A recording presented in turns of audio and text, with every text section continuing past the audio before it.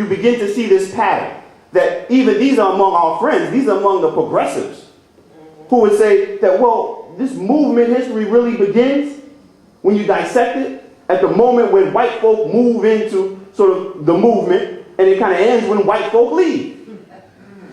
And this whole idea, for those who are familiar with it, this new framework for understanding movement activism and the black freedom struggle called the Long Civil Rights Movement. It's about when white leftists, labor activists get it in the 1930s and say, damn, our fate is tied up with these black folk down in the South. And they become involved. So now we've stretched the movement back and we have a terminus or origin point in the 1930s. And then they say it carries forward and it ends suddenly when white folk leave. So now you've taken what is fundamentally an African-American story and you've put white folk at the front of it. There is no difference between that and then saying, or earlier interpretations that say the movement began in 1954 with the Brown decision. Or that Kennedy or Eisenhower or the leadership or the main driving forces or Johnson's are the main driving forces of the movement. That's putting white folk, and that makes no sense. My grandmother would say, that don't make no sense, son. You don't have to have a PhD to know that don't make no sense. If you respect the people. If you respect the people, then the history looks different. It looks completely different. And so when I chose to do this work on Lowndes County, I realized that, you know, if I'm going to tell it right, I got to go talk to the people. I got to get on the ground.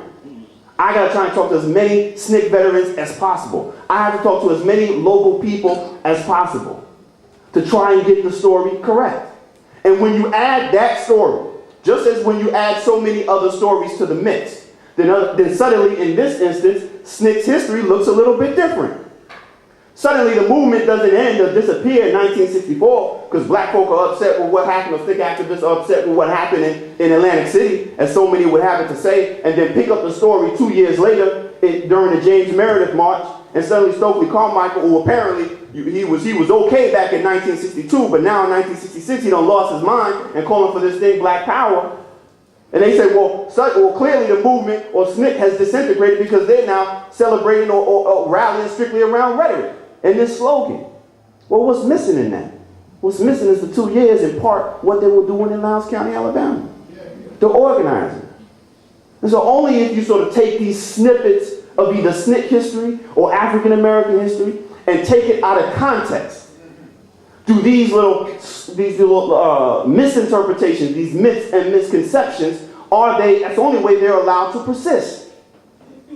And so it's not rhetoric for the sake of rhetoric, Black Power. It was tied to a concrete organizing program that had been put in place and practiced in Lowndes County, Alabama. The movement doesn't begin, or the African American struggle for freedom doesn't begin in 1954 or the 1930s. It's an African American freedom struggle that goes back literally to the moment African Americans set foot on the soil here. But I understand, and that's my hand to say, I hear you, sisters. But that's not to say to look at sort of all African American protests and activism uncritically. Because what we have to do as historians, and this is part of our charge, is to sort of make sense of it all. To look at protests and look at the links. To distinguish between struggle and protest and when a movement actually occurs. Because if we call everything a movement, then when you actually see a movement, you have no idea how to replicate it, how it originated, what success, what were the goals. So you have to distinguish between them. And so that's part of the charge that us as scholars, committed to getting the history right, committing to documenting it, preserving it, sharing it, and learning from it, are trying to do. I'll find my seat. Thank you very much.